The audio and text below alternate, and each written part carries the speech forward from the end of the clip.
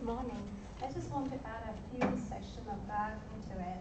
Talking about life and light. And I'll be very brief. Yesterday my husband showed me this and I thought it was V for victory, but he's not. So I'll be very All right. Light is the basis for wisdom. Light provides heat and it provides warmth, it provides hope. Light is a symbol of life, and light, lastly, is one of the most universal and inevitable substance on earth.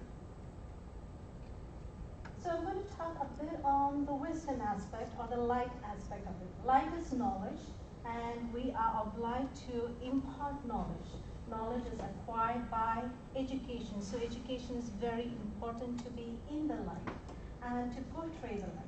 The word enlighten is always used to impart that knowledge and to provide that understanding to someone. In our case, as educators, we have to impart that to students. And sometimes in between this transition, information is lost, so it's not very efficient. So I try as much as possible, whatever I have, I put on it 100%.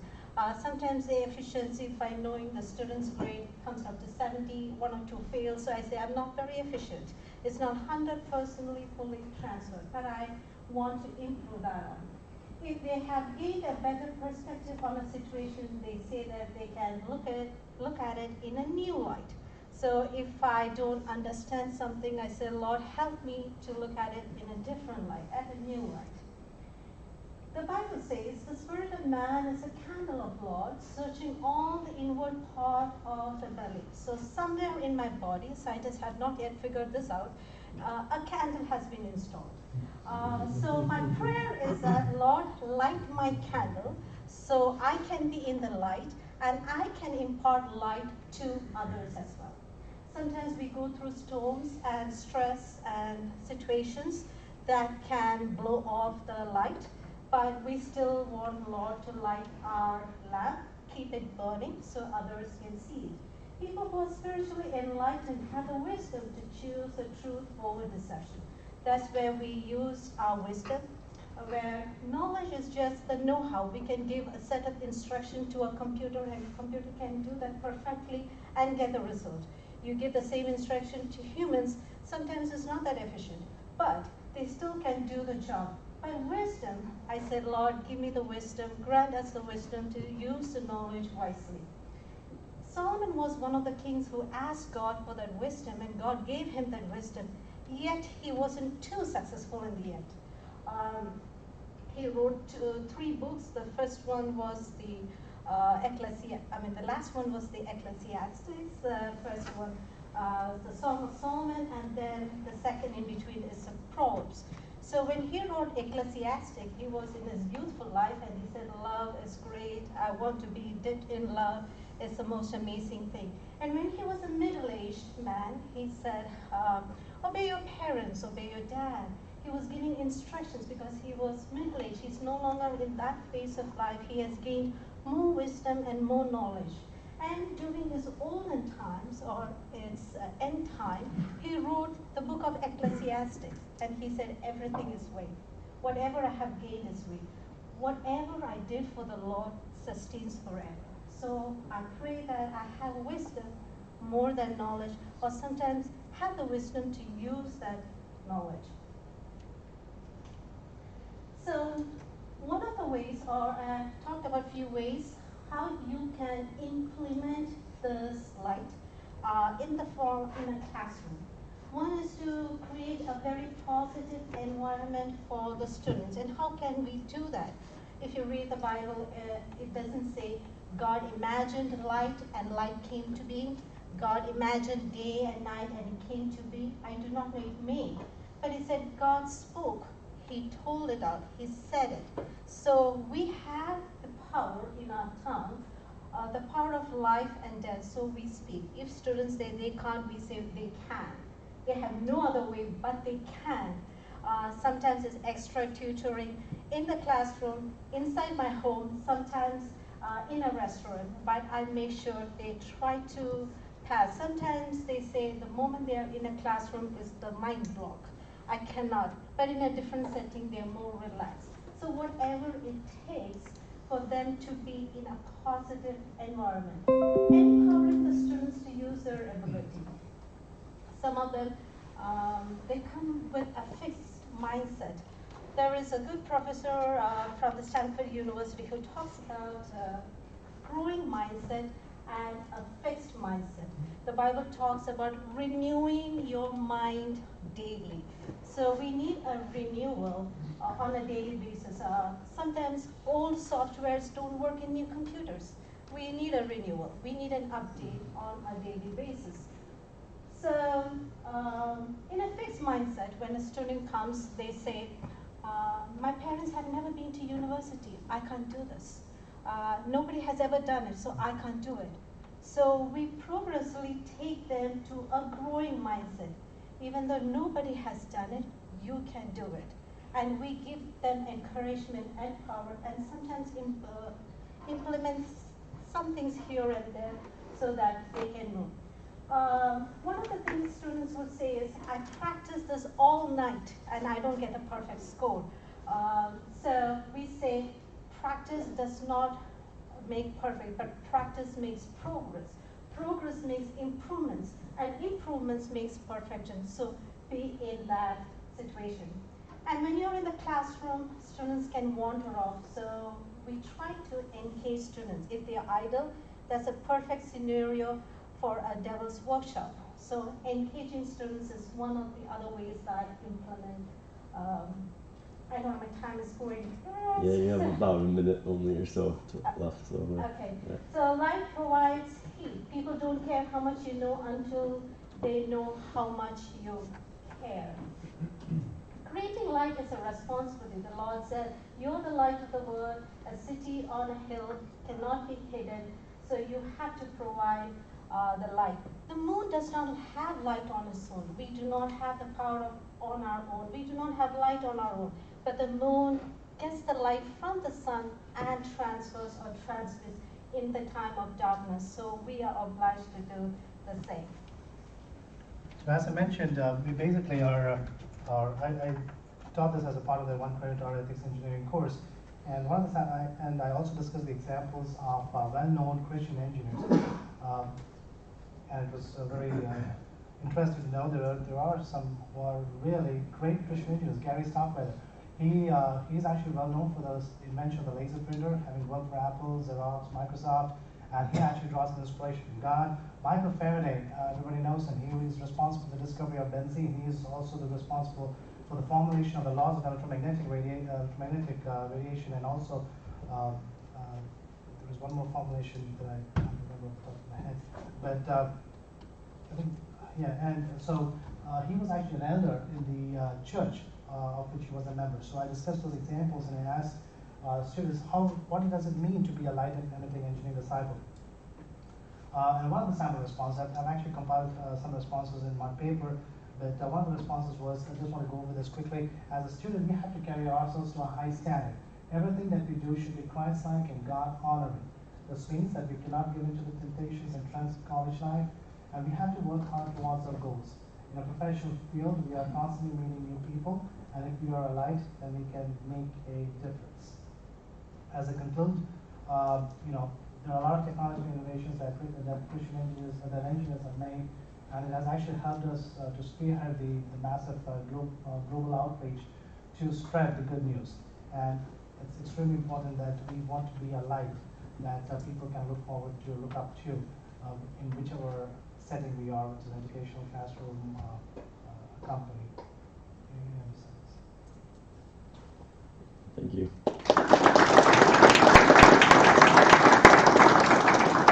I'll probably take this one question. Is there one question?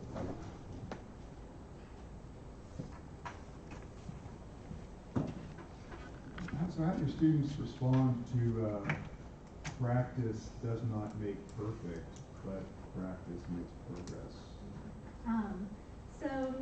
In the classroom, we give them problems. So when I tell them, I'm going to give you a first set of problems, and you're going to do that. And if everybody gets 10 out of 10, that's fine. But they do not know the problems that I've given is easy, medium, hard, very hard.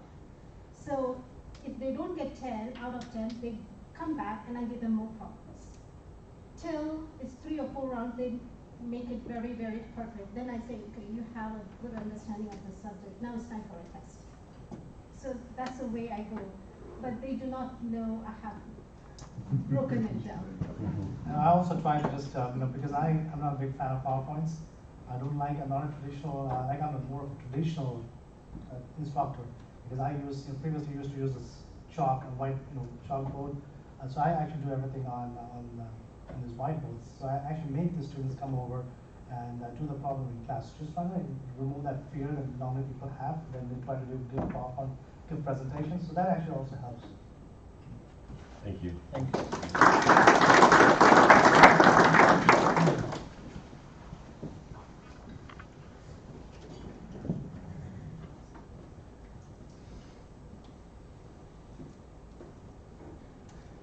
So next we have Chuck Bacall, the destruction of Sodom and Gomorrah, combustion engineers. Good morning. One of the problems when you're the sole author is I have nobody to blame. So I have to take the heat whatever way it comes. I've been working in the industry for 38 years. Started when I was 1. So not as old as I look.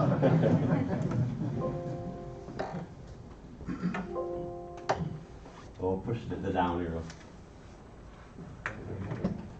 I work for a company that makes combustion equipment. We supply equipment to refineries, chemical plants, power plants. So we make burners, flares, thermal oxidizers. That's the politically correct way of saying an incinerator. We don't use that word, that's a bad word. Vapor combustors, landfill flares, and boiler burners. So when I meet somebody for the first time and they ask me what I do, I tell them I'm a paid pyromaniac. Can't get much better than that, right? And a short advertisement. We are writing a book now called Mechanical Engineering Education Handbook. So if you are interested, we would love to add you to the list. So see me afterwards. I'll give you a table of contents and the chapter proposal form. Drafts are due in October. So I asked Justin if I get a little extra time. I said, can you make the sun stand still? He said no. So like most of the other authors said, more of the details are in the paper, so I'm just going to hit some of the highlights. My thesis is that Christian engineers can make a unique contribution to theology. I know at least 4 people in this room that have or are working on theology degrees, and I think we look at things differently than a theologian does. And I'm going to show you that, but an easy example that I can give is the miracle of the fiery furnace. So we know that the Shadrach, Meshach, and Abednego should have been killed by the heat. The 2 strong soldiers were killed by the heat just throwing them in, but they really should have died for 2 more reasons. There should not have been enough oxygen in there for them to breathe, and more than likely, given the conditions, it should have been toxic fumes. So they should have died for at least 3 reasons. So the miracle, in my opinion, is bigger than theologians even talk about. But again, we can look at things from a little bit different perspective. So those of you that have been coming to this conference for a while have heard some of my other presentations on fire miracles. My full-time job is as a combustion engineer, and of course I love the Bible too. So this seemed like a good marriage to me. And again, I'm trying to look at it from a different perspective. But I also have my students do this, and this is an exercise that they love. I assign them biblical miracles, not all fire, but some of them fire, and ask them to analyze those as if you were there at the time and you knew it was going to happen and you wanted to make measurements. And this is one of their most fun exercises. Because again, we can look at things differently than I think a theologian does. So I'm going to try to do that today on Sodom and Gomorrah. After the angels took Lot and his family out of the city, burning sulfur rained down from the sky. The raging fire lit up the heavens. Hurry up! My house! The lights are on the line. Who cares about the house? I'm not afraid. Just one look. Just one look.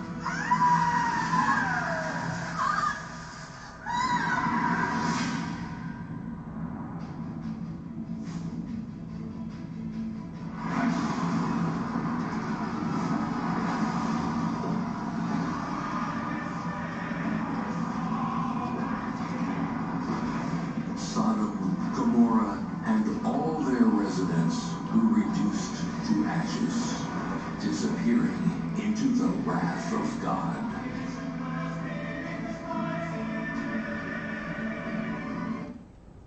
So I thought that was kind of a cool animation of what it might have looked like. My objective then is to review the many theories that have been proposed for how Sodom and Gomorrah were destroyed, but analyze them specifically from a combustion engineer's perspective.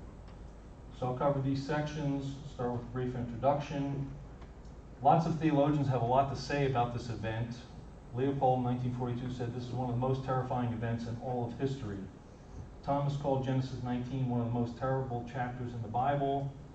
And Richards in 98 said, what marked the destruction of Sodom as extraordinary was its occurrence as a judgment on sin, its pre-announcement by God, and its timing immediately after Lot had safely left the city. So lots of other things, but a pretty important event in the Old Testament. Lots and lots of speculation on what happened, and I'll talk about that in a few minutes. But the bottom line is that Sodom and Gomorrah were destroyed because of their sinfulness. And they're used throughout the Bible as examples of what can happen when God gets angry. Only 2 verses really talk about the event itself. Genesis 19, 24 and 25. Then the Lord rained on Sodom and Gomorrah brimstone and fire from the Lord out of heaven. And he overthrew those cities and all the valley and all the inhabitants of the cities and what grew on the ground. And even Jesus talked about it. He said, but on the day that Lot went out from Sodom, it rained fire and brimstone from heaven and destroyed them all. So it's throughout the Old Testament and the New Testament. Lots of ways that people approach this. I've categorized them into 3 categories. One is that it was just coincidence. It was just a natural thing that happened. Happened to be the timing was exactly what the angel prophesied. But that, of course, would not be how we would view that. Another one is that it was miraculous, but the general laws of science were not suspended. So there's a natural explanation that was supernaturally directed. And then the last one, which I think is the best explanation, is that it was miraculous, supernatural. So a couple things about combustion that are important for this miracle. Fire triangle, we're all familiar with this. You've probably seen it in high school chemistry. You need 3 things for a fire. So we'll look at those. The oxygen is the easy one. It was the air surrounding it, so we don't really have to worry about so much about that. A massive amount of fuel would have been needed to destroy 2 cities. An incredible amount. So this is not a trivial thing. We would have needed a ton of energy. And another important thing is that the fire would have had to reach the ground if it was going to destroy the cities. And that's going to be important when you think about the fuel. So fires then naturally want to go up. They're hot, they're lighter than air, they're buoyant, they want to go upward. So how do you make them go down? Well, one way is you have a high velocity going down, but eventually they're going to still turn up if it's a fire. So it would have needed to hit the ground if, again, it was a fire coming, a high velocity coming from the ground. It could have been heavier than air fuel. This seems to be the most likely scenario here.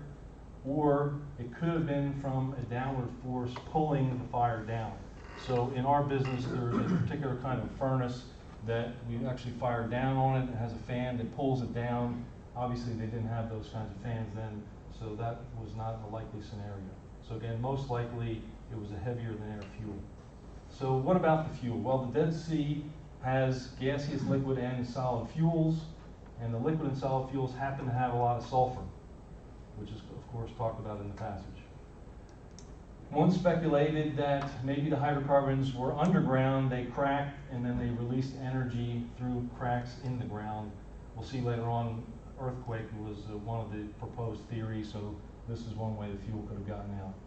And another one, again, underground flammable gases escaping through cracks in the ground. And there happens to be, by no coincidence, lots of brimstone in the vicinity of Sodom and Gomorrah. Have some cool videos, don't have time to show those, but here's an example this person's holding. So, a variety of possible sources for the fuel. How did it get ignited? Well, one person speculated that in the middle of an earthquake, an oil lamp turned over and ignited some flammable gases coming out of the ground. Another could have been by heating or cooking fire, again, accidentally igniting something. Electrical discharge, static electricity, lightning. We're going to see later on that lightning actually is pretty common in that region of the world. But Interestingly, the Hebrew word for lightning was not used in this passage, and it is used multiple times in the Old Testament. So it suggests probably was not lightning. How about the smoke that's talked about in the passage? Well, lots of possible sources for the smoke. Starve a flame for air, and you can get smoke. When sulfur burns, it has a blue flame. That can make it look like smoke.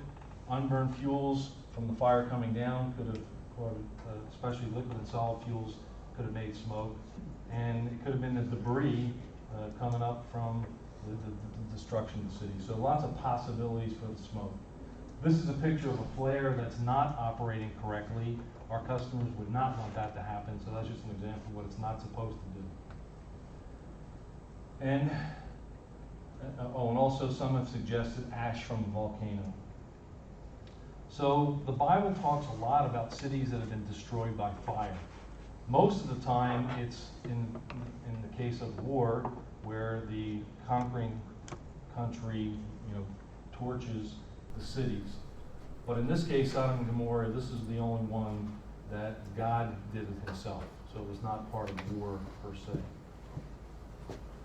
So a little bit about Sodom and Gomorrah, mentioned 47 times and 23 times respectively in the Bible. Very important. Both Old Testament and New Testament, lots of books in the Old Testament, so a critical or a very important event in history. Generally believed to be in the southern part of the Dead Sea region, but they don't know. You can go online and watch all kinds of documentaries. Some have them on the east side, some on the west side, some underneath the Dead Sea. Kind of an interesting video I watched about trying to find that. So the bottom line is they don't know for sure, but somewhere in the southern region. The Bible says it was a well-watered land, unlike today, but at the time it was a well-watered land. Also, the Bible mentions tar pits in the area, and tar, of course, has combustible fuel in it. And it was believed, they were believed to be located in a mountain range in the Great Rift Valley, so near a fault. And Sodom was probably not right next to Gomorrah, which is important because those two cities were the only ones destroyed. There were other cities in the region that were not destroyed. So destruction theories, lots of them, some of them kind of crazy, some of them you can see how they might. But again, I'm going to look at these from a combustion engineer's perspective. So volcanoes treated as sacred and symbolic of powerful deity. Fire and brimstone could simulate a volcanic eruption, but there's no Hebrew word for volcano, so it was not used because there is none. The smoke is often associated with volcanoes, so again, you can see how somebody might have that. And although there's volcanic rock in the Dead Sea region, there is no known volcano in the last 4,000 years. So the time this was believed to have happened, they don't have any record of a volcano. Another theory is earthquakes. Lots of seismic activity in that region, and there have been earthquakes, multiple earthquakes, some very destructive over that 4,000 year period. Lots of evidence of that. There's a really cool video where they go down the side of a rock cliff and you can see the times when there were earthquakes. There is a Hebrew word for earthquake, and there's also the word used in this passage means overthrow, which could suggest an earthquake. And when you have an earthquake, you can sometimes get what's called soil liquefaction. And here's a picture of one that happened in modern days. And that could have been caused by a high magnitude earthquake. Problem with the earthquake theory is the cities weren't rebuilt even though they were located in desirable locations. And we know, for example, that San Francisco was devastated, but yet it was rebuilt because it was in a good location.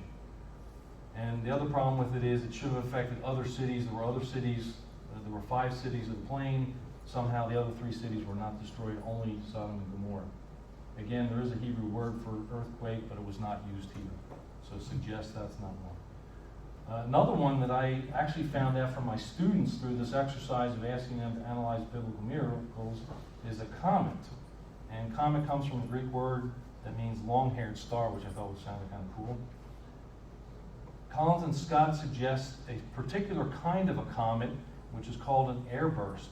And it generates very high temperatures, enough to melt ceramics, and it has an upward flow that could contain smoke and debris. Problem is there's no supporting evidence for this, so we don't have any evidence in the locations of where we think they may have been to suggest that.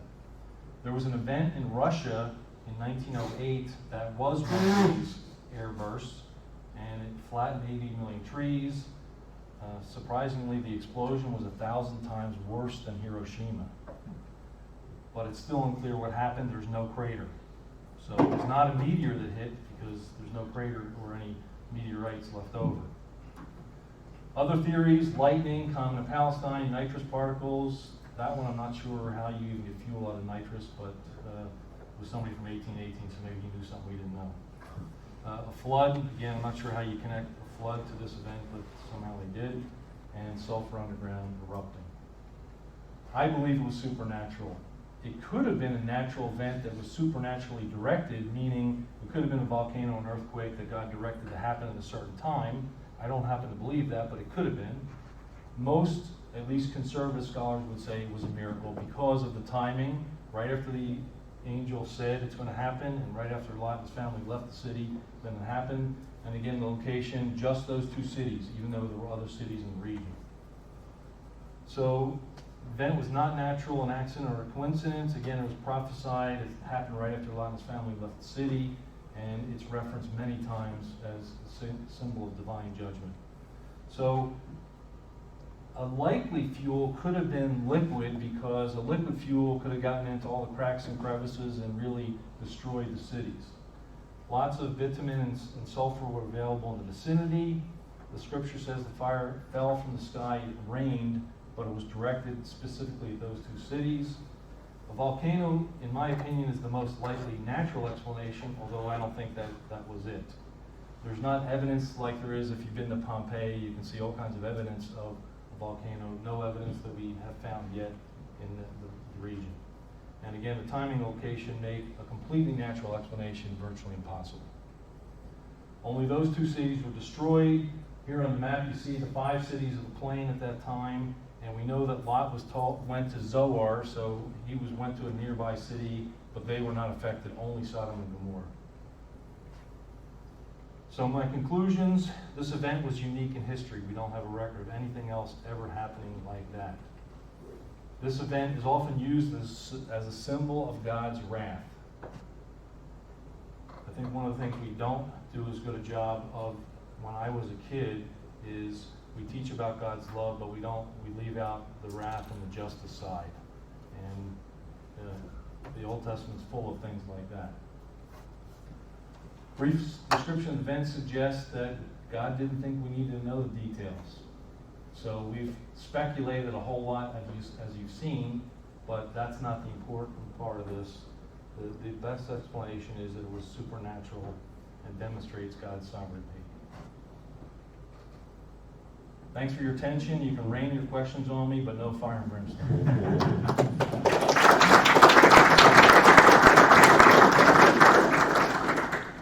You have time for maybe one question for. Okay, so I just think it is a really good attempt to just explain what happened in the Sodom and Gomorrah. So this is just a comment. So and also I'm just involved in this kind of things. So next job is for engineers to simulate what happened in there. So engineers learn theory, do simulation, and do experimental, general experimental results. So what we are doing now is just simulate Genesis. So God creates the energy, material, creatures, everything. But we don't know how just coordinate together. So we just do the simulate. We have chemical equations, mechanical, electrical equations. Also, Sodom and Gomorrah, what happened to Sodom and Gomorrah also can be simulated. So the good thing is now we have the high performance supercomputer. I mean the 1970s, one simple calculation for road flow is a big time. It's take a long, but now even the smart phone can do that. So now we can just simulate what happened in the Bible. So and then in the future, we have the equipment to can experiment. So we can just experiment and just verify God God gave to us. So I think we already have enough information of the theories. but the next job is just simulate what happened, put it all together to the computer, and then just ask them what actually did. So my experience is that engineering, Christian engineering students love that kind of an exercise. Yeah. It's very unique for them. Thanks. Thank you. Thank you.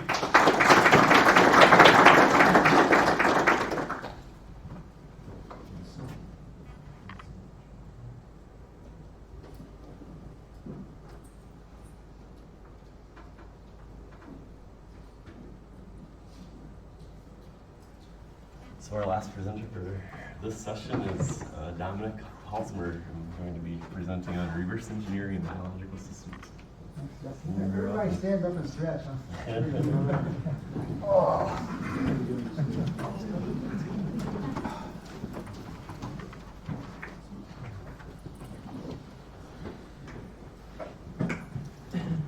I am so excited to be here. I got to be a part of this group from almost the very beginning, I think. I started teaching at ORU in 1992. We were accredited by ABET in 1993. We now have mechanical, electrical, computer concentrations, biomedical engineering, engineering physics. But I was able to go to the Messiah conference of the CEEC. I think that was one of the first or second conference. So this group has been like a family to me, and I'm excited to share some really exciting news. 3 weeks ago, my book came out. I know many of you know I've been working on a book for about 5 years, and I'm going to quickly share some things about the book. It's about reverse engineering of natural systems and biological systems in particular, because when we look at living systems, we see that it's connected with the entire cosmos. That the elements that make up living systems come from stars, from the cosmos. And it's a very fascinating story of that connectivity, and that reverse engineering has an important role to play in seeing these connections. And I'm going to introduce the idea of affordances, which is a new concept in engineering that came from ecological psychology, and the story of how these nested layers of affordances within the cosmos point to an engineered system, the universe being an engineered system, and point to purpose, and how reverse engineering can actually help us gain some insight into perhaps our purpose. I think it was back in March that I got to hear the new president of ASME, Richard Loudnot, speak up down in Tulsa at the 100-year anniversary of the Mid-Continent section of ASME there. And he said something very interesting. He said, some people are thinkers, some people are doers, some people are both. We call them engineers. And I got to thinking about his statement, and it was reflected in a course I teach on machine design. And I use this book by Norton. Maybe some of you also use it. It's a great book. But Norton jumps back and forth between these two different ways of thinking about engineering. The forward process is where you imagine a design and you put it together, you synthesize it. We call that engineering, not forward engineering, it's just engineering. But this is where you think about something and then you do what you're thinking about. But there's another aspect of engineering which I think is very fascinating, in particular for the philosophy of science. And that is, if you already have something in existence, whether it's an artificially engineered system or a natural system, you observe it and you analyze it. We call this reverse engineering. And I've been introducing this into our Intro to Engineering class for several years now, and I'm excited to use this new book in that Intro to Engineering class focusing on reverse engineering of natural systems. And here's where you take something that has been done and you think through and analyze and think back to drawing conclusions about this process and where it came from, why it was produced, and how it works. And that's what my book is about, very briefly, affordance-based reverse engineering, its application to artificial systems. If we had time, we could go into some detail on its applications for natural systems. I'm going to have to leave much of that to your review of the book. And I am looking for people who want to adopt this book for their courses. You can get a free copy at kendallhunt.com, email me, or you can just go to the kendallhunt.com website and fill out the form for a text. You can either get the ebook sells for $40, the hard copy sells for $50. I'm planning on a second edition to incorporate some more laboratory exercises and as a kind of a workbook. But I think the fascinating part of this is the philosophical and theological implications of the reverse engineering of natural systems. My wife's favorite TV show is NCIS, and this is, we all wish that we see more engineers on TV and have more exposure. Well, they kind of stole this from us because what they're doing is reverse engineering. They explore the relationships that lead to certain events, and they uncover the planning, organization, and ingenuity, usually of these criminal minds. Try to get inside the mind of the original engineer. They're really doing reverse engineering. CSI, crime scene investigation.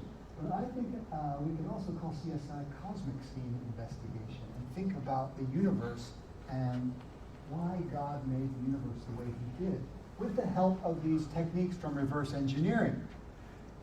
We were closing down my wife's parents' house last year, and we pulled a bunch of cool books from their bookshelf to take home, and one of them was a complete work of Sherlock Holmes, which I had never read before.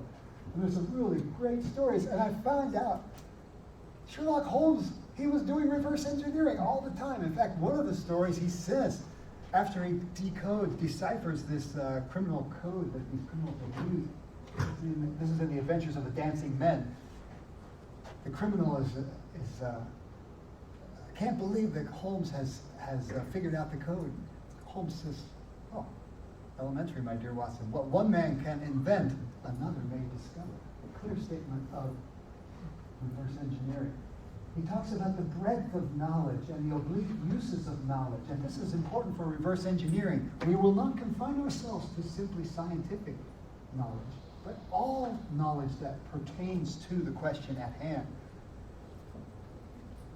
And then, in another story, Sherlock Holmes waxes philosophical. This is, unfortunately, a gruesome tale of a cardboard box, the adventure of the cardboard box, which contained 2 severed ears, and it turned out to be double murder, which was very horrible, but he solves it in the end, and at the very end he says, "What is the meaning of it, Watson? What object is served by this circle of misery and violence and fear? It must tend to some end, or else our universe is ruled by chance. But that is unthinkable. But what end? This is the great standing perennial problem to which human reason is as far from an answer as ever." Now that is the interesting question, Sherlock. And that's what I think engineers have an important role to play in the science and faith conversation, that they can help with this. You all know about reverse engineering. There's a famous story of the B-29 superfortress. 2 of these went down in Russia at the end of World War II. The Russians pulled it apart piece by piece and did a fabulous job of reverse engineering and made their own Bear bomber, Tu-4 Bear bomber. In fact, they did such a good job of reverse engineering the superfortress that their Tu-4 Bear bombers' engines tended to overheat and catch fire, just like the American version.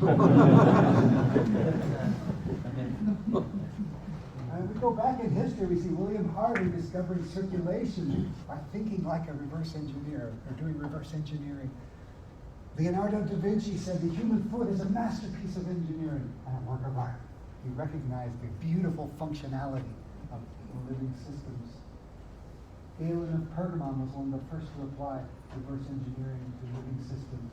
Robert Messler has recently produced a book called Reverse Engineering, where he says even back as early as 2560 BC, the Egyptian engineers who were creating the pyramids discovered a crack that was forming as they were building, and they saw this as the structure speaking to them. And this pointed out the relationship, the importance of the relationship between the engineer, the user, and the designed object, and that they should listen to this object that was speaking to them.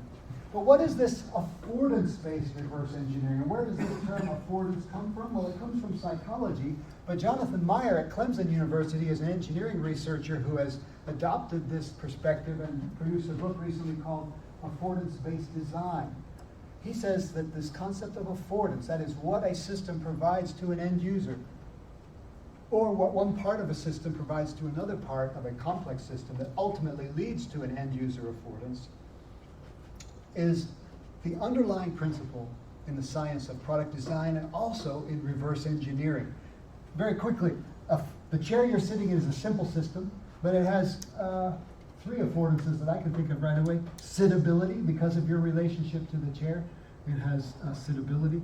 It has mobility. You can move it easily. It has rotatability. You can slide around and rotate around and point in any direction. It also has change of height ability, right, because of the lever. So 4 affordances right there.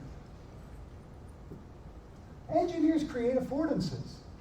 When you think of a cell phone, a more complex system, you have layers of nested affordances, relationships that lead ultimately to end user affordances that we all perceive and enjoy. Cell phones have many, many positive affordances. They also have negative affordances too. Affordances can be positive or negative. Distractibility when operating a motor vehicle is a negative affordance of cell phones. So the object for engineers is to create devices or systems that maximize the positive affordances and minimize the negative affordances. Is one way to look at design, the design problem. Meyer introduced the concept of an affordance structure matrix, where he lists across the top all the elements of a system, in this case a vacuum cleaner, a robotic vacuum cleaner, and then he lists across the vertical column all of the different positive and negative affordances that result because of the relationships between 2 or more of these elements of the system. And he says once you have established the affordance structure matrix, you have completely reverse engineered a system. But I think it goes deeper than that, and I'm exploring with my students ways that we can take this a little deeper and get into the mind of the original engineer. Well, this term affordance arose in psychology. Kurt Kafka was a Gestalt psychologist. Gestalt psychologists were kind of people who said things like, the sum is greater than the parts, and things like that. And he introduced this idea of affordance by saying it's a capability that the creature has by virtue of its relationship to the environment. And he writes that we directly perceive these in nature. Here's a great quote from Kafka. He says, things tell us what to do with them. Each thing says what it is. And this is the group participation part of the talk here. A fruit says, he's right. How'd you know that? You seen this quote before? Water says, very good. Water affords hydration. Thunder says, hear me. And woman says, love me. Isn't that a great quote? A little bit scandalous, but everybody says love me, not just women, right? The Bible says what a person desires is unfailing love. Proverbs 19:22. And this, it turns out, is the ultimate affordance when you think about it. James Gibson and his wife Eleanor Gibson said that these invite us into exploring the universe and exploring our environment to see what we are capable of.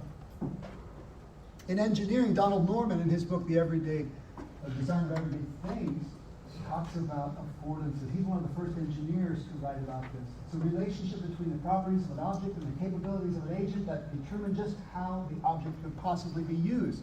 He also says that affordances provide strong clues to the operation of things and the understanding of things in terms of reverse engineering. He distinguishes between affordances and signifiers. Good design requires good communication of the purpose, structure, and operation of the device to the people who are going to use it. That's the role of a signifier. This term refers to any perceivable indicator that communicates appropriate behavior. A windsock is a signifier. because it indicates whether it would be appropriate to fly a light aircraft on a windy day. What about natural systems? Our internal sense of right and wrong, C.S. Lewis said, was a clue to the meaning of the universe. And this is a clue also to, this signifier indicates appropriate behavior for us. William Gaver was one of the first to talk about nested affordances in both space and time. He talked about sequential and nested affordances being well-designed groups of these affordances that indicate ingenuity and provide important clues for reverse engineering. This is what we see in the universe. Affordances between parts afford, they exhibit a kind of complementarity where two two stacking chairs exhibit stackability because of their relationship with each other. As I already mentioned, cell phones have both positive and negative affordances, so there's that polarity. Affordances lend insight into the original engineer and perhaps the constraints under which this engineer labored. Think about this. Have you ever seen this Bible verse in the Old Testament? Jeremiah 9:7. See, I will refine and test them. What else can I do? Because of the sin of my people.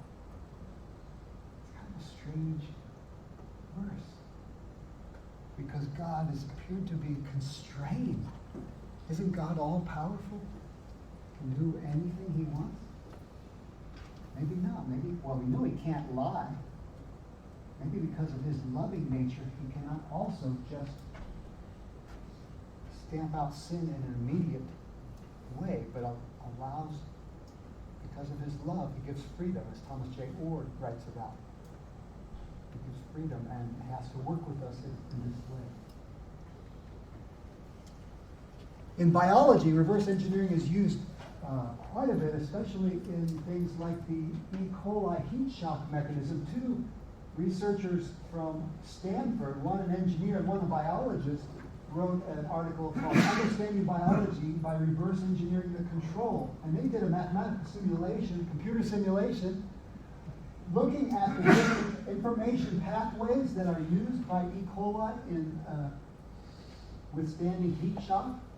They would eliminate certain pathways and then rerun it and see what happened. And they found that it was very robust. In fact, they use these words. It's what a well-trained control engineer would have designed. This is an example of what is known as subtract and operate. This is discussed in Wood and Otto's book on product design, techniques in reverse engineering. Subtract and operate is where you take something away from the system and operate and see what happens. You see how robust the system is. Maybe you did this as a child, pulling a leg off of a daddy long leg spider and seeing if it can still walk. No, you never would have done that. This is very interesting with regard to a Christian worldview because affordance-based design and reverse engineering is a relational theory, since it helps to explain the entanglement between designers, users, and engineered artifacts. Mayer also proposes this as an important aspect of reverse engineering because it's also relational. And he introduces a triad here.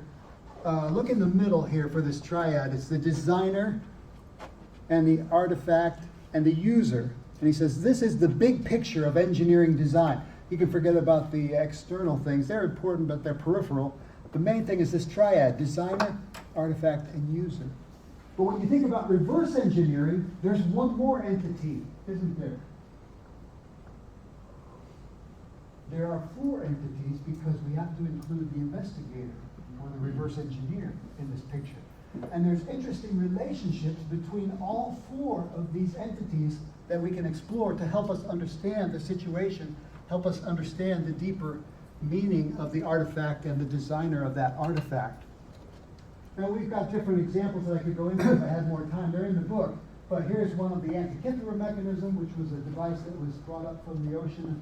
And one of the classic examples of reverse engineering of the 20th century is detailed in this book by Joe Marchant, Decoding the Heavens. Another interesting example I thought was the reverse engineering of the RQ-170 by Iran in just about 20 years ago when it was lost by the CIA in the desert of Iran.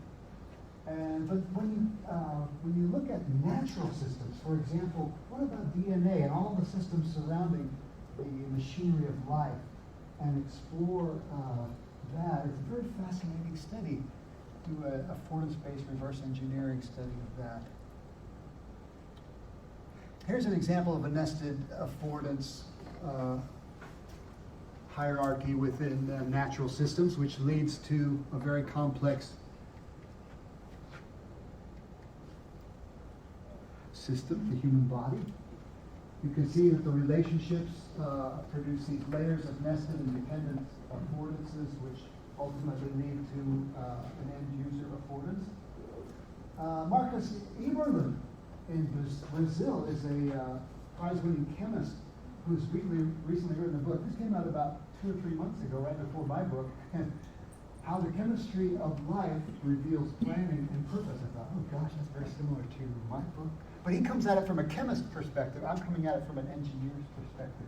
But he says, he talks a lot about engineering in this book. All of these marvels depend on deeper levels of foresight. Science has revealed that Earth and the cosmos display layer upon layer of features essential to life. Another nested hierarchy, consider the path by which God brings our daily bread. Photosynthesis. But not just our bread, our daily physical bread, but ultimately that which really sustains us. The picture of Jesus Christ as our food and our drink in the Eucharist is a powerful picture of how God's love is ultimately what sustains us. And then there's secular researchers who are looking at this and exploring this idea of affordances in the environment.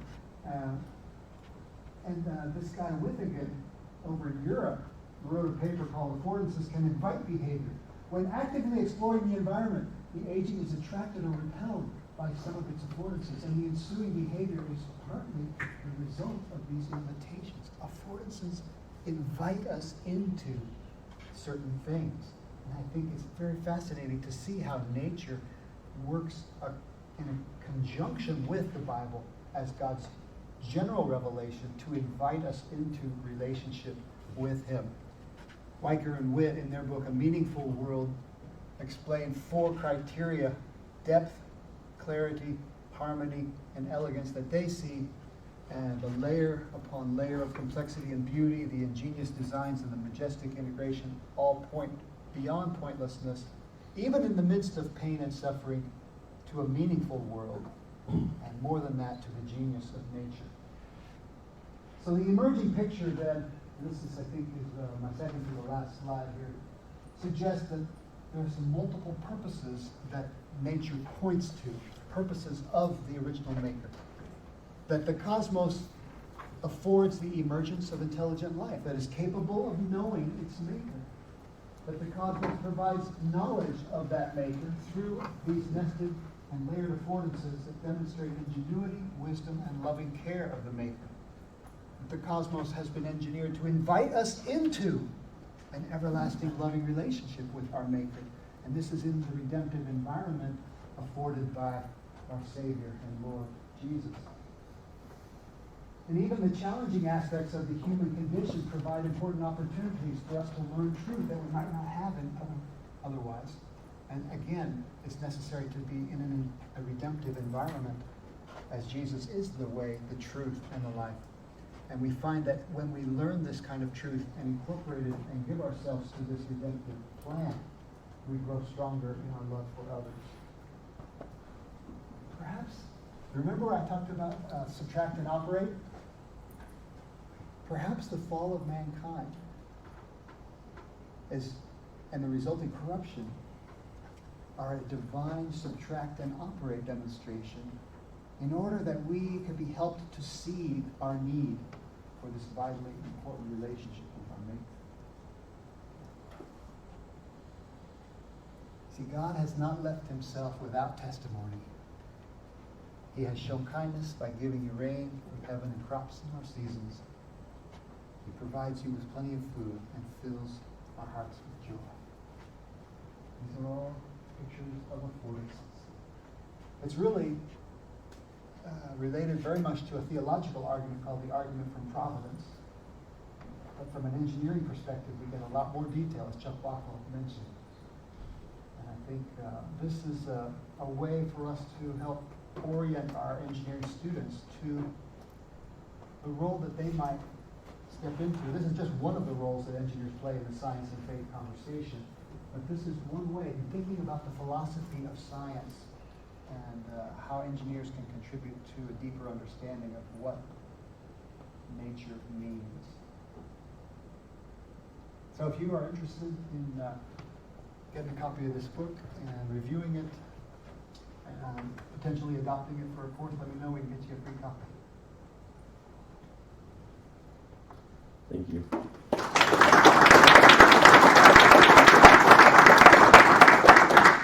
We better only take the one question because we're quite a bit over time. We need to get into the thing. So from the engineering side, we would talk about them as requirements or functions. From the business or commercial side, we would say features or value propositions. How do affordances, it seems like there's a lot of overlap there, but is there a distinction? Yeah, they're not quite functions. Okay.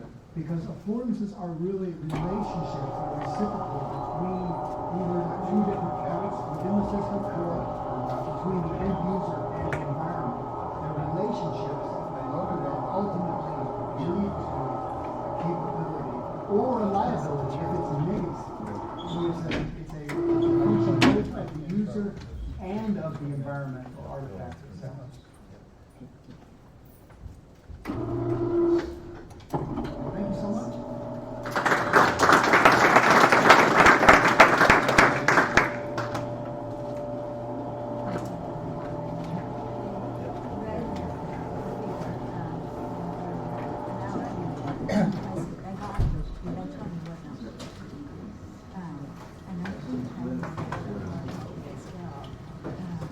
So we have the ABET panel coming up. We do have a break after this. So yep, we'll plan to wrap up the ABET panel around 10:10 or so, but we're a little bit late, so we'll see if we're able to keep that up. But I'd say let's just roll right into the I don't see anything on the screen. ABET. The other three people on the panel can come forward and sit down. I'll get chairs up here for you too in a second. So.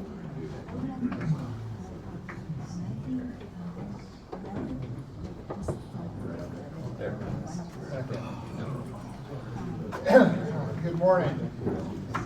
I have one handout if someone could help, and Melanie and some others pass this out.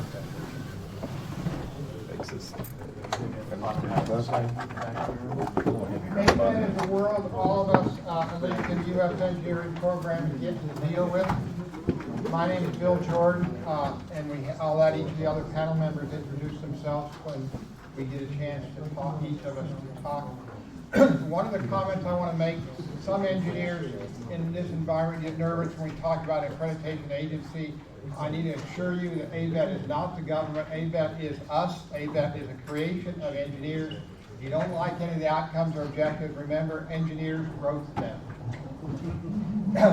One of the things I'm doing today is Baylor's gone through some branding, and we have two official PowerPoint templates, and I chose the gold one for today. One of the things that's happening is there's tremendous changes in ABET.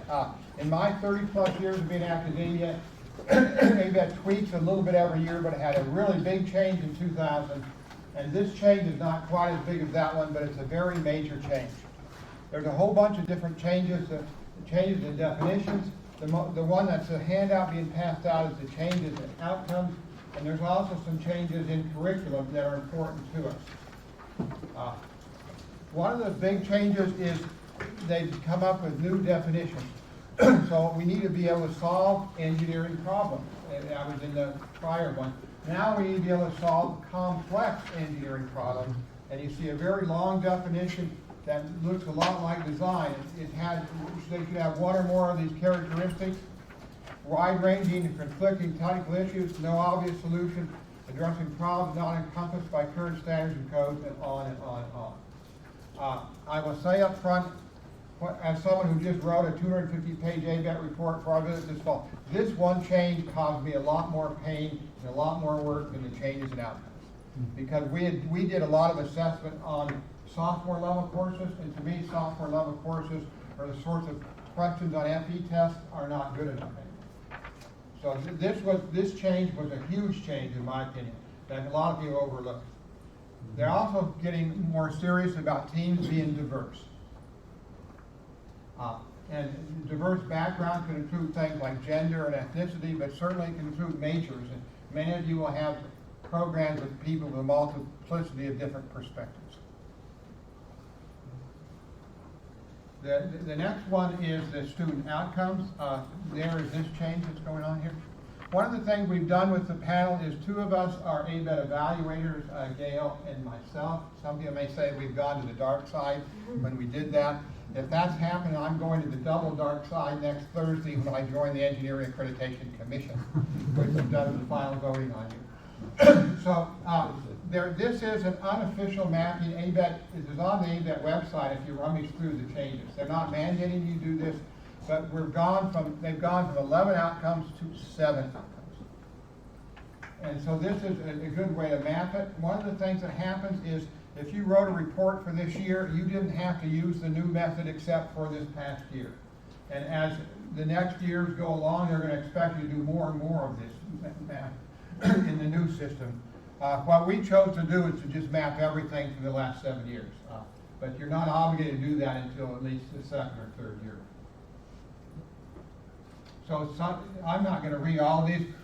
They're also here. But again, this first one, to formulate, solve complex engineering problems. For us, that was a huge change. Second one about engineering design, that's not been changed very much. The third one, ability to communicate effectively with a range of audiences. You get to define who you have to communicate with. So that's up to the program, whether you want to make it to the general public, just fellow engineers, business supervisors. Number 4 is one that's a whole bunch of different things kind of put together from the old outcomes. Certainly ethics, but also the impact of engineering solutions in global, economic, environmental, and societal. Number 5 is again the teams thing, which needs to be, it says inclusive environment, establish goals, plan tasks. Number 6, to conduct appropriate experiments.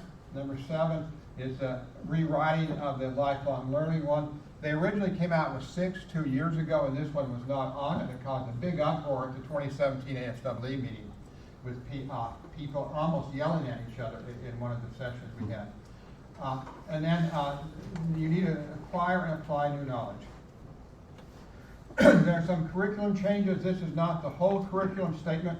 It used to say you had 1 year of math science and 4.5 years of engineering, and they defined a year as 32 hours, which meant, so that meant 32 and 48. They removed the year and year and a half.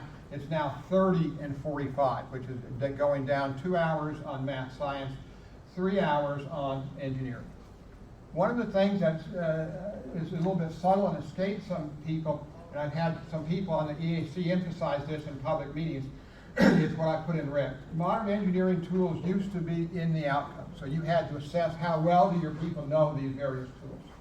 They're now in curriculum where you don't have to assess them. You just have to say, we told them how to use MathCAD or some other sort of software. So that made it a little bit easier for those of us who are doing the assessment. So again, for someone who wrote a report this year, the mapping of the old outcomes, the new outcomes, I would say that was not complicated, but was tedious. And again, from my perspective, personally at Baylor, the definition changes were much more serious. And I think a lot of people haven't caught on to the issue that it's complex engineering problems. And if you're using the FE test or FE test-like questions from software courses, you will have some issues. So that's a whirlwind thing. Yes? Can you go back one slide? I want to see the number. Thanks. Okay, again, it's 30 hours of math science and 45 of engineering topics. They're also getting a little more explicit that math science does not include material science, for example. I wish it did because I'm a materials person. They've added in the definition, it's, you know, physics, chemistry, biology, geosciences, sort of thing. Donna? Maybe you can go back to that first slide about complex engineering problems, but Yeah. it seems like they're saying complex engineering problems are problems that we don't know how to solve. And are they asking us to show that we're teaching our students how to solve problems that we don't know how to solve? What is this? The answer is, I'll know a lot more when we get visited and when I go on my first visit as a team chair this fall. The answer is, I don't think anybody really knows exactly. I think it's clear the old FE test multiple choice level, software level classes is probably not sufficient. But exactly what is complex engineering problem, I don't know. So if you compare that with their accreditation criteria for engineering technology and technicians, where they have routine engineering problems, I think it'll help. Okay. Orient a little bit. Yeah, Mel? Routine versus complex. Do you think the word "or" is significant here? Yes, it's very significant. It means you don't have to do all of these. You just have to do one of them. You have to at least do one of them, but to me, that's still more than the software level. That's my personal interpretation. But you're right, the word "or" is very important there, involving some of these. Okay. I'd like each of the other panelists to make a brief statement about their experience, and then we certainly welcome questions at any point. Gail, she is the other ABET evaluator here. She's a generic engineering evaluator. Right. I've only evaluated for general engineering programs, which many of us have, but not all of us. I've done 7 visits over the last 10 years, I think. And I just wrote our self-study that I submitted on July 1. And although we have a plan for assessing against the new outcomes, we have not yet implemented it, and I did not reorganize all of our materials to fit the new outcomes. My impression from ABET was that they didn't want us to do extra work for this change, and for us that was extra work, but we'll see how well that decision pans out. The one thing I did want to point out in the definitions too is that the engineering topics category includes computing sciences. So there have been issues over the year of whether like that initial programming course counts as engineering, and my impressions over the last 2 or 3 years, ABET's gotten serious about not counting it as engineering or science. So we've had it in another category, but now they've made it clear that programming counts as an engineering topics, which is helpful for many of us who are close to them. My name is Brian Swartz. My background's in civil structural engineering, and I chair the Department of Engineering at Messiah College. We just came through program review also under the old outcomes. David Chi. I mainly teach mechanical engineering, but we have a general engineering program at Mount Vernon Nazarene. And we just went through the visit last year, submitted the self-study report last July, and learned a few things that I'm going to share later. Our point, other than this brief introduction of some of these changes, is to answer your questions based on either 2 of us who've done evaluations and 2 who've recently gone through the system. So, go ahead. Gail, so having written the report, but not having gone back and reanalyzed previous years, what did that do to your, I call it chapter 4, the continuous improvement, the closing the loop? Without that, did you write it using the old A through K as well? Okay. Essentially, yeah. So yeah, we're going to sort of say we have a plan for the future assessing against the new outcomes. There'll be some mapping in that new plan of similar strategies. Yeah. So again, we're recognizing this issue that I think we might need to change the ways we address especially that particular outcome that's now complex problems, not sort of simple problems. And I'm kind of using this as an opportunity to reflect on our old system anyway, and some of the things that I felt maybe weren't working so well with it. So we're projecting a new system that I'm starting kind of minimally a little bit. So let's take these new outcomes, say what are the focus places instead of being sort of comprehensive, which was what our old system was. So I'm using this as an opportunity to improve the system, right? So we have to change the outcomes that we're assessing towards. We have to consider the new definitions. I'm gonna use it as an opportunity to improve the system. But we didn't have a chance to do that over the last academic year. I would have loved that, but it just didn't work out that way. So we'll see what ABET says about that, whether that's of concern. I hope it's not weakness level. Yeah, I really think it's to our advantage to go the very first year. Personally, it was a real pain for us to map all the things, but certainly evaluators are being told to be generous this first year as people are struggling with what is a complex problem, among other things. Yeah. Yes? I'd love to hear what David learned this year. Okay. Well, the first thing we learned is ABET is not against you; they are helping you. So initially, everyone is very nervous, but after we started to interact with the team, especially the chair, it seems like they are for you. They are trying to help you get accredited. It's not like they are finding faults and beat you down, But one thing I think for new programs, it's important to not make too many changes in the curriculum. So because they're going to look at every little detail, especially the prerequisites.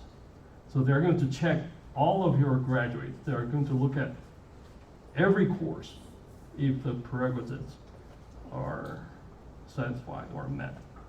So be careful with allowing your students to skip prerequisites. It's going to be problematic later, Probably the hardest thing an evaluator does is do transcript analysis. Every school has to submit 6 transcripts for each program. The team chair arbitrarily decides what letter of the alphabet to start with, so you can't stack the deck with it. But that's something that's treated very seriously. What if we won't graduate 6 people before we get valued? For us, last year we graduated 6, so they asked all of them. So. If it's not 6, that's still okay. They just want everyone there. So they're gonna take everyone. Yeah. Yes. Going back to the transcripts, the prerequisites, so especially as Christian schools with grace with students, is it okay to have a policy in place where you waive prerequisites and then attend to that policy faithfully, or are they looking for? Whatever exceptions you want to make, you have to have documentation. The reasons why this is waived. You have to have very, very good reasons. You cannot just say, well, we'll let you go. You can't do that. And I look for a system that, if the chair approves it and it's documented, that's fine. But if nobody even thought about it, they just one thing I would encourage any of you who, if you are being visited this fall, when you get asked for transcripts, which may have happened or should happen any day now, don't just send a transcript, send a detailed interpretation of each transcript, showing every time there was a course substitution, who approved it and why. Because that's a real concern. It's really hard to look at a transcript and what you're supposed to take and figure out if they did it in order. So you need to have maybe a 1-page commentary on each transcript would be very helpful to the evaluator. And they will be much more likely to be happy with your transcripts if you help them interpret it. I think it helps to map them to whatever your promotional materials are, like if you're publishing on each semester plan or something like that. That's probably much easier to read than the transcript itself. You can map between the two.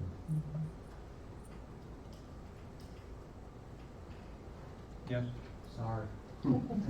I'll ask as well, to what extent have you been using FE exam results as assessment?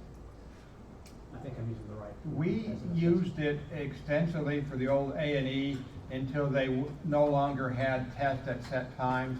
We went from 70% of our students taking it to 5% of our students taking it.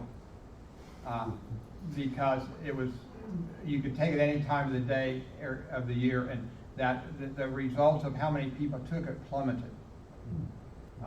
And so we haven't used it at our school for about 4 years. We used to use it, and that made it assessment really easy. If you have 2/3 of your students taking it, it made it really easy. I'm really skeptical of whether they're complex enough now. we had the same experience, that we used the FE for just a couple of questions and kind of as a general quality indicator. But when they made the change to the new online test, our participation rates skyrocketed. We talk about requiring it, but we didn't really want to do that, so now it's not representative, our samples, so we don't deal with the FE in assessment anymore. Yeah, in the back.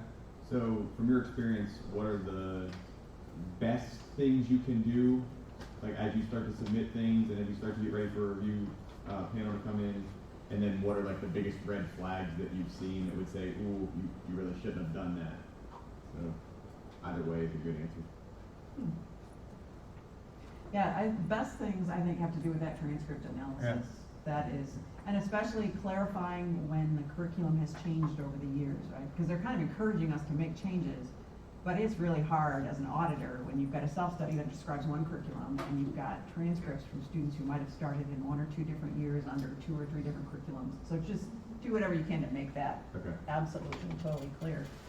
The evaluator is going to try to resolve issues before the visit, so don't get upset if you get an email with 2 pages of single-spaced questions, which I sent to a program last summer, and I got a 15-page response from the chair, and that made the visit very easy because he clarified all the things I didn't understand in his report, and I only had to worry about what was the student work like and what was the labs like and faculty morale issues. But so don't get upset if you get asked questions ahead of time. That's to your advantage to have someone do that, because the goal is to make it as easy for the visitor as well as for you.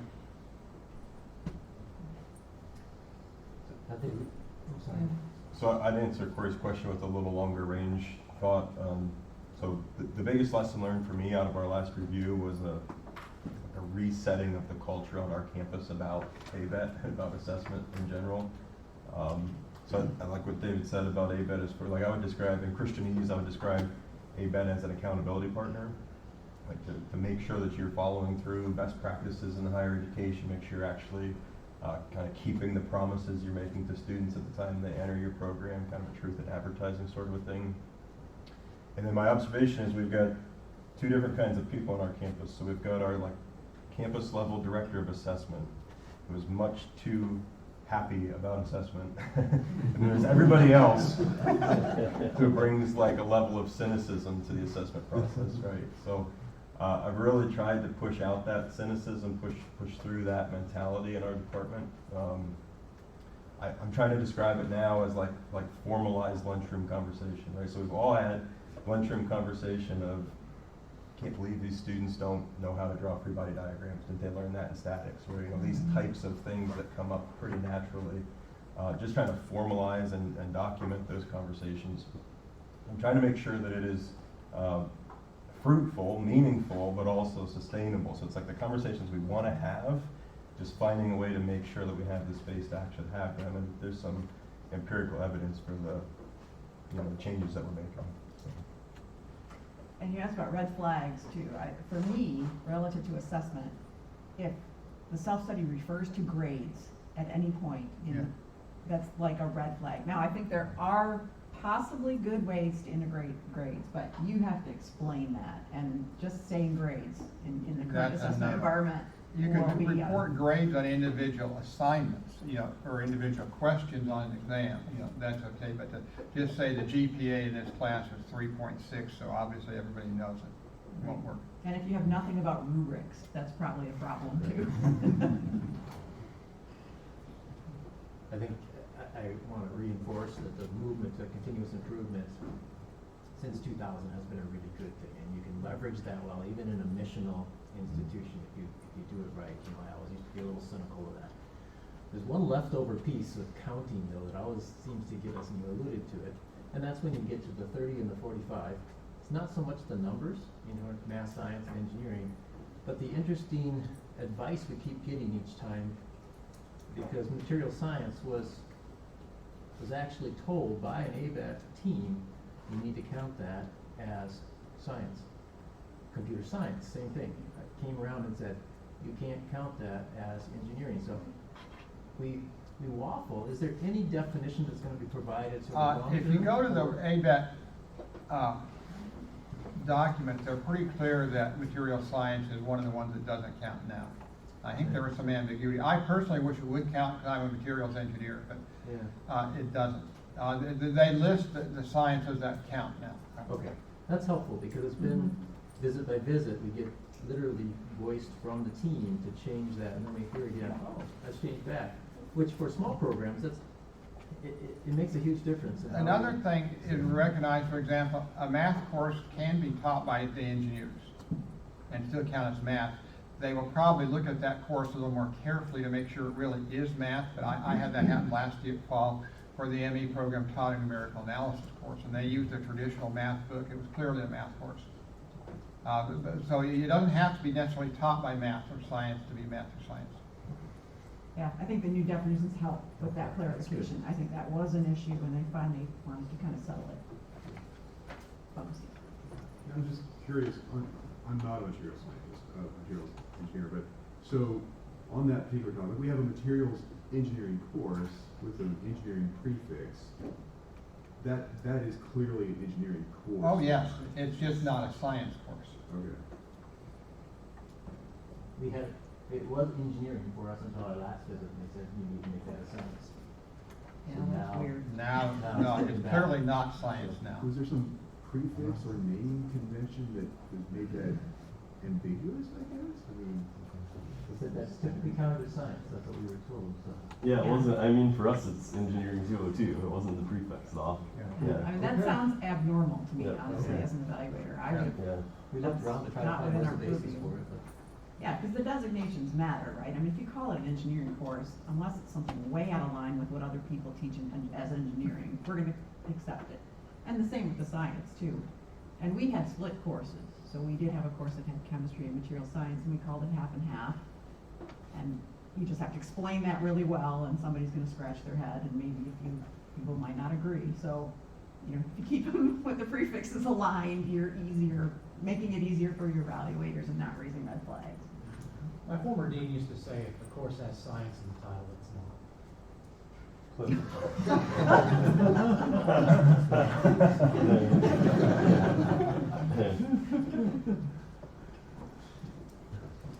Yes, I serve as a program evaluator, and the two weaknesses that I've seen a lot are what you do with your assessment data. So schools collect all this data, and then there's often not a documented thing of what they do with it. You know, continuous improvement is a big deal. So, and then just general documentation. Also, some of it's already been mentioned. You know, it's not that they're not doing the right stuff, but it's not well documented. So somebody from the outside is looking at this and trying to figure out, you know, what did you do here? Again, it might be perfectly acceptable, but it's not documented. And that's the pain, is documenting. You know, we all get that. But for the evaluators who aren't in your program, we don't know where it came from. So documentation is key. And I think we have one more PEV in the room too, right? Do you have comments you want to share about? Yeah, I sort of go along with the documentation. You know, we'll go and visit faculty members, but make sure the whole faculty understands all the processes. So it's not just on one piece of paper somewhere, but that it's part of your life development process. Yeah. This fall, at our fall retreat for engineering computer science, we're going to spend about half the morning educating the new faculty on ABET.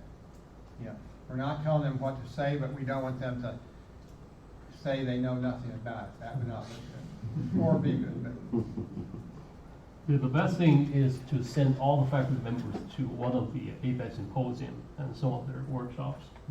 I know it's expensive, but it's very valuable. But the ABET evaluators will meet with faculty. If it's a small program, I'll meet with every one of them. This fall, when it's a very big program, I'll choose, I'll say I want some assistant professors, some senior professors who teaches freshmen, who teaches senior design, that sort of thing. So, you know, in a big program, I might meet with a third of the faculty. In the size of programs that are largely in this group, probably every faculty member will get visited. And what are you doing in that meeting? We ask them questions of what do they know about ABET to see how well it's being permeated. We will ask questions about morale. What do they think of the department chair and the dean? Now, if one professor has a grievance and says how terrible everybody is, we kind of take that with a grain of salt and don't worry about it. But if half the faculty say the dean is a jerk, you know, then there's a problem. Yeah, we'll ask them about, are they happy with pay raises? Typically, the answer to that is no. But I mean, some schools, in particularly public ones, haven't had pay raises in 3 or 4 years. And that's an issue of faculty retention, that people moving along. So we'll ask questions about your program and about things like morale. What we won't do is ask questions about research unless the research impacts undergraduate education, because that's what ABET's about. So are those interviews individual then, or in a group? It depends on the size of the program. When I visited a small program a couple of years ago, I had a 20-minute meeting with every professor by themselves. Last fall, when I visited a program with 30 faculty, I had 4 or 5 group meetings with 2 or 3 faculty. So it all really depends on the size of the program. The smaller you are, the more likely is everybody will be talked to. Yeah, I think it depends somewhat on program evaluator preference too. That's true. That's what we get to decide as evaluators who we want to interview. Mm-hmm. And mostly, I would prefer one-on-ones because whenever you mix people, there's a tendency for somebody to maybe hold back. But it can be.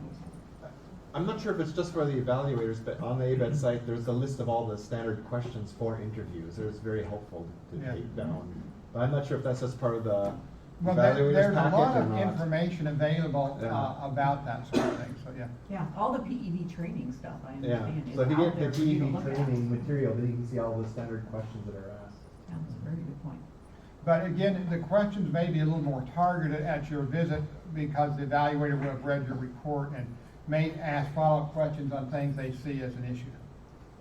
Yeah. If you're assigned in my program, will you always be assigned in my program, or will ABET like change it up? You're only allowed to visit a program once in your career.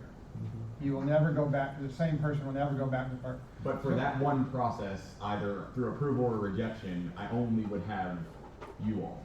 Yes. Okay. Now, the one thing that happens is when the ABET team walks out on Tuesday afternoon, instead of interacting with your program evaluator, you interact only with the team chair. Everything gets filtered through the team chair from that point as you do follow. But yeah, that same group will be in effect with you until July when the commission meets. Yeah, that's right. So you just mentioned a couple of different terms that caught me off guard. I don't know if anybody else is in that boat, but can you define the different roles of the people involved? Each program gets what's called a PEV, a program evaluator. Then the group is led by someone called a team chair, who's also a member of the Engineering Accreditation Commission. And at the meeting next July, that person will explain why your program deserves whatever it is the team recommends you are getting. So that's what I'm transitioning to. I'm going to become an EAC member and a team chair next Saturday. But the team chair organizes it because they treat it seriously as a team event. For example, if you have 3 programs and they all have a problem in advising, one person can't call it a weakness, one a concern, and one say it's just fine. The team has to work out a common shortcoming if there's something across multiple programs. So the team chair plays a critical role behind the scenes. You will not see that happen. But we've had some vigorous discussions when evaluators disagreed on the same issue of a shortcoming. For new programs, they have a team chair and 2 evaluators for the same program, if it's a single program at that institution. So that's been typical for us to have, because we only have 1 program, to have a team of 3. Although the last visit, they had a team of 2, so in an effort to save money for a recurring program, they only assigned 1 PEV, but this year we're back to 2. Depending on the you title. guys all had 2? For example, we have a Department of Electrical and Computer Engineering, so they're getting 2 visitors this fall. They have to satisfy the electrical engineering criteria and the computer engineering criteria. Yes. We also had an industry observer on our last visit, so we had 4 people. The professional societies will frequently send in an observer. Typically, that's someone who's going through training to be evaluated, not always.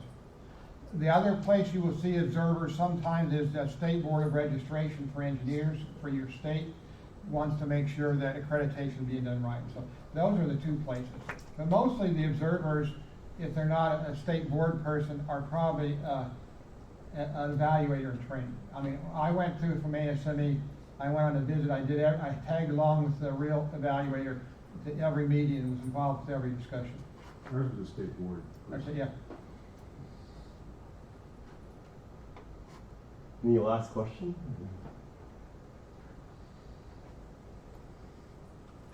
All right, well, let's thank our panelists.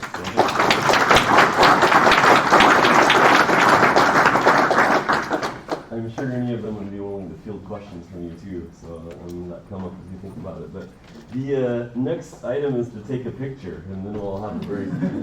So let's go over to the front of the stairway over there.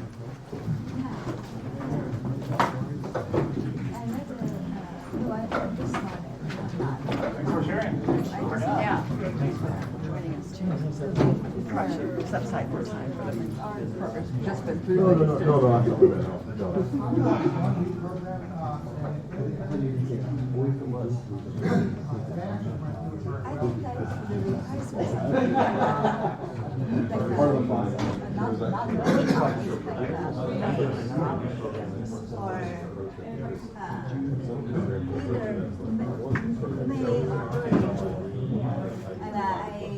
I just got this. Well, that is a discussion that comes up. Oh, yeah, I know.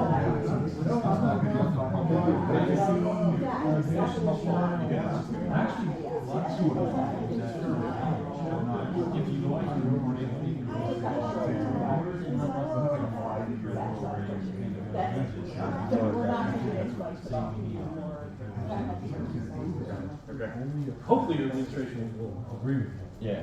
I hope they don't. Even the fact that you're talking to you now, I would back and say, hey, and say that you're or master's degree, but not both. And I think that is addressing that distinction, that if you have a degree, right?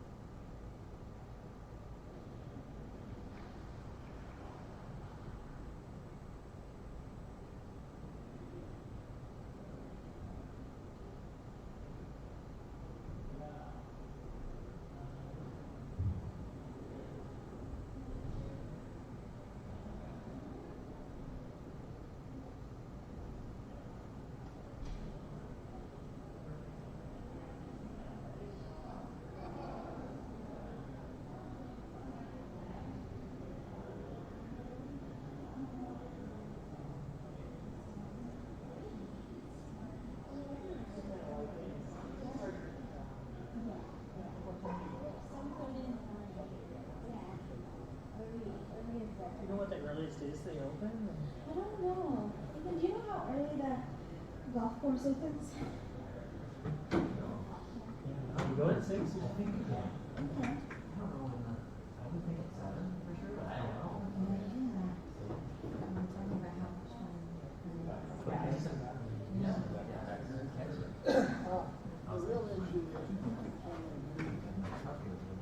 Oh, it's big time.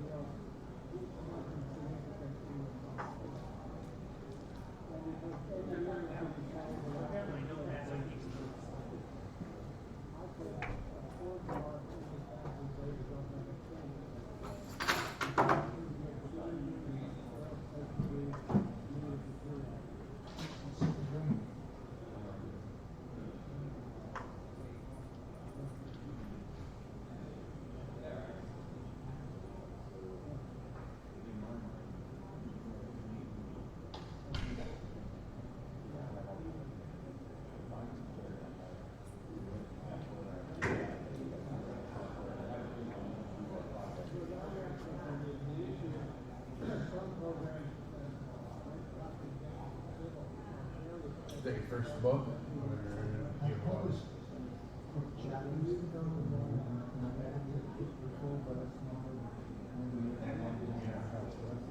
I'm sure it's very fulfilling to be able to then hold it in your hand. Yeah.